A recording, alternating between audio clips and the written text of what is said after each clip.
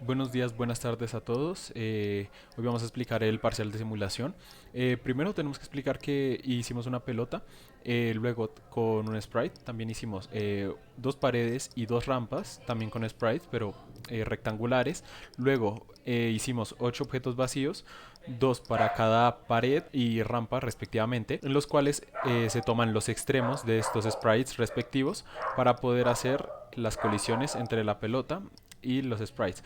Para las medidas, para poder tomarlo, se usaron los códigos de los estudiantes. Primero, para las medidas verticales en Y, se tomó el último dígito del código estudiantil. El de mi compañero es el 0, el mío es el 6. Y este en promedio nos da un 3, por lo que esta medida da 3 y esta segunda medida también da 3.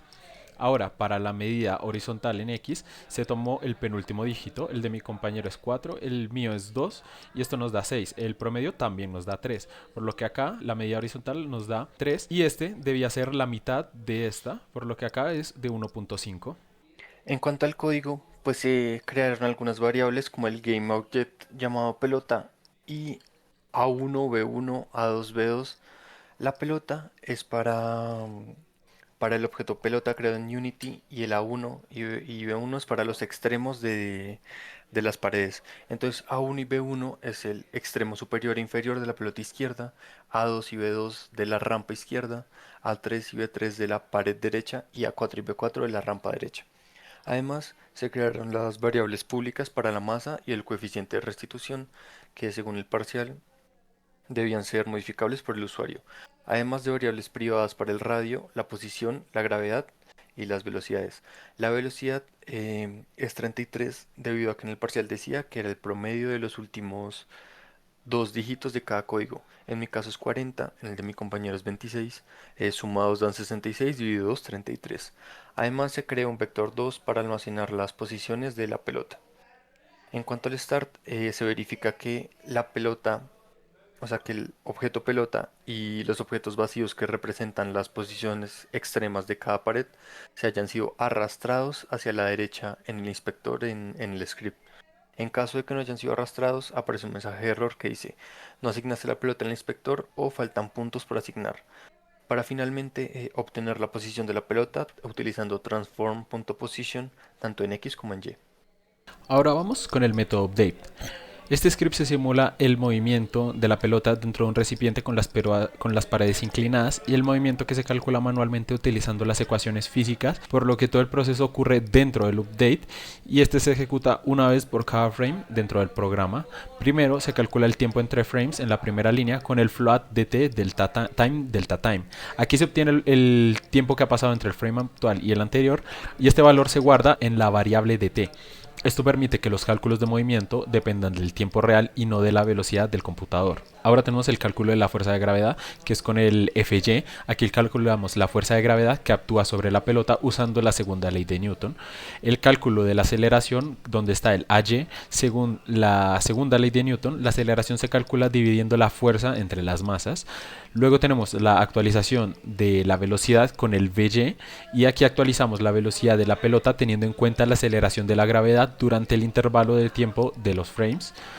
También tenemos la actualización de la posición, que es con el XAC y el YAC.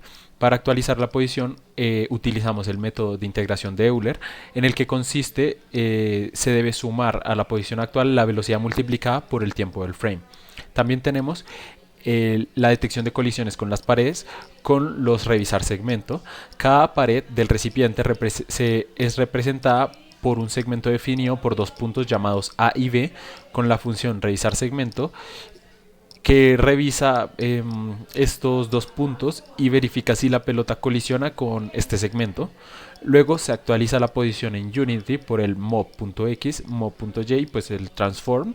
Y aquí asignamos la posición calculada manualmente al objeto de la pelota en Unity para que el movimiento se refleje en la escena. Luego tenemos el booleano, que es el revisar segmento, que como tal la condición principal es que se compara la distancia entre el centro de la pelota y el segmento de la pared con el radio de la pelota.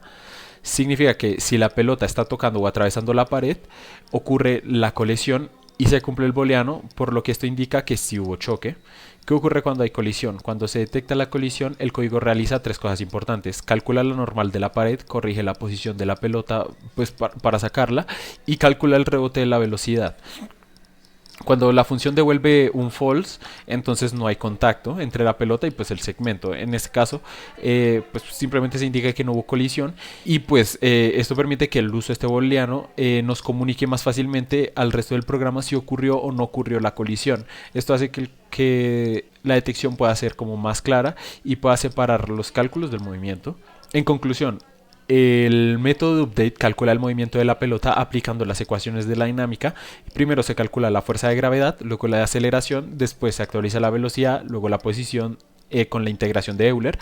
Posteriormente se revisa la colisión con cada pared mediante la función de revisar segmento que utiliza un valor booleano para indicar si la pelota chocó con el segmento y si esto ocurre la colisión se corrige, la posición y se calcula la reflexión de la velocidad para simular el rebote.